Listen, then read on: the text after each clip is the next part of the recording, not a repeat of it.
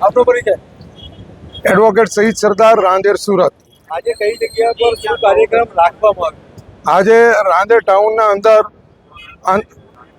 જે મૃત્યુ થયા છે, આતંકવાદીઓએ જેમને શહીદ કરવામાં આવ્યા છે તેઓના માટે શ્રદ્ધાંજલિ રાખવામાં આવેલ છે।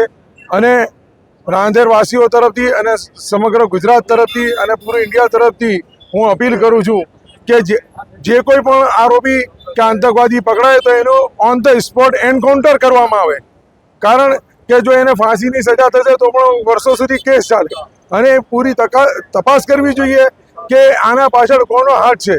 જે કોઈ પણ વિદેશી તાકાત હોય કે ઇન્ટરનલ તાકાત હોય એ તમામના ઉપર પૂરેપૂરો આરોપ મૂકીને ને એ લોકોના ઉપર પૂરો ગુનો પુરવાર કરીને એ લોકોને ફાંસીની સજા આપવી જોઈએ। દેશને શું સંદેશ આપવામાં? દેશને સંદેશ આપવામાં આવે છે કે તમામ ભારતીયો મરી જનારના માટે અપીલ કરે છે અને તમામ એક સાથે છે। ભારત દેશ, જય હિન્દ, જય ભારત।